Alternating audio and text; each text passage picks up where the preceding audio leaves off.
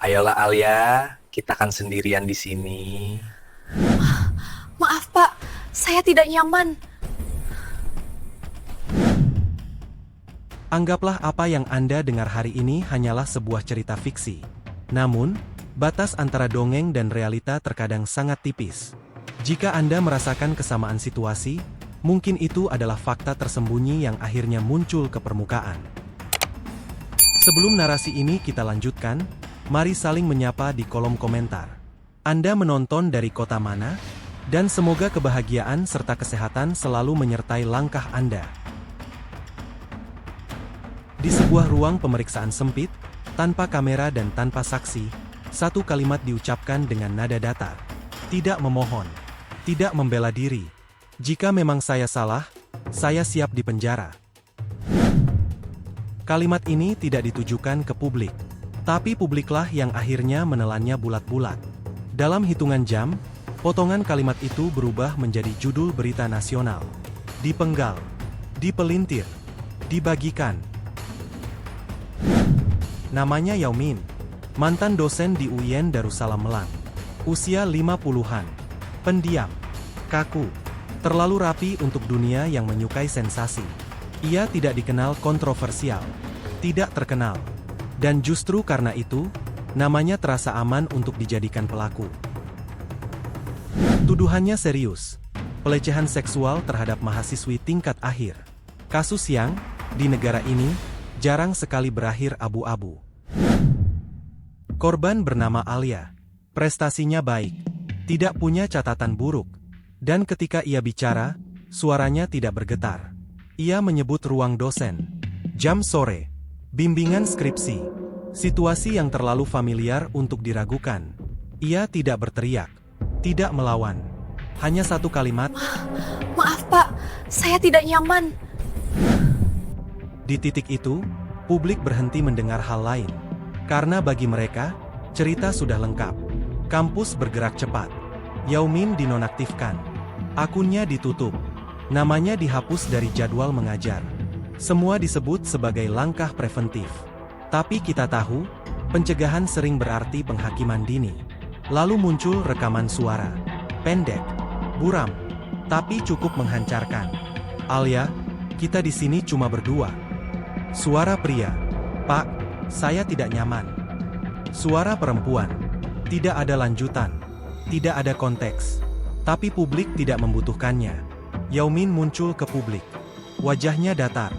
Suaranya tenang. Terlalu tenang untuk orang yang dianggap bersalah. Ia tidak menyangkal keras. Tidak juga mengaku. Ia hanya berkata, saya percaya proses hukum. Kalimat itu justru memicu kecurigaan. Di negeri ini, orang baik seharusnya marah. Penyidikan berjalan, dan hampir ditutup. Sampai satu penyidik bertanya soal waktu. Akses gedung menunjukkan kartu Yaumin tidak aktif di jam kejadian. Awalnya dianggap error. Dicek ulang. Tidak berubah. Kamera lorong menunjukkan ia sudah pulang lebih awal. Ruang dosen tidak pernah benar-benar sepi. Tapi tidak ada satu saksi pun. Rekaman suara diuji forensik. Hasilnya membuat ruangan sunyi. Suara pria itu, bukan Yaumin. Mirip. Tapi bukan. Spektrumnya berbeda. Rekaman itu hasil potongan. Dua percakapan. Dua waktu. Disatukan. Yang lebih mengejutkan, Alia memang korban pelecehan. Tapi bukan oleh Yaumin. Pelaku aslinya punya jabatan. Punya pengaruh. Dan tidak tersentuh laporan. Laporan Alia pernah masuk. Tapi berhenti. Tanpa penjelasan. Lalu muncul saran yang terdengar rasional.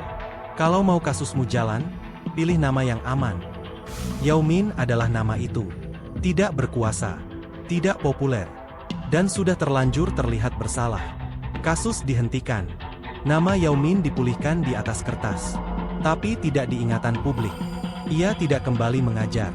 Tidak menggugat. Ia menghilang pelan-pelan. Alia pindah kota. Membawa trauma yang tetap nyata. Tidak ada yang benar-benar menang. Bertahun kemudian, seorang wartawan bertanya, "Apa Bapak marah?" Yaumin menjawab, "Tidak. Saya hanya sadar, kebenaran tidak selalu dicari." kadang hanya dipilih. Pertanyaannya sekarang bukan lagi siapa yang benar atau salah. Bukan juga soal percaya korban atau tersangka. Tapi satu hal yang lebih sunyi. Berapa banyak orang yang hancur agar sebuah sistem terlihat berjalan? Jika kamu ada di posisi itu, apa yang akan kamu lakukan? Tulis di kolom komentar. Terima kasih sudah menyimak video ini sampai selesai. Semoga cerita tadi memberikan sudut pandang baru bagi kita semua. Sehat selalu untuk teman-teman di sana. Dan jangan lupa klik tombol subscribe agar kami semakin bersemangat mengungkap kisah-kisah menarik lainnya. Sampai jumpa di video berikutnya.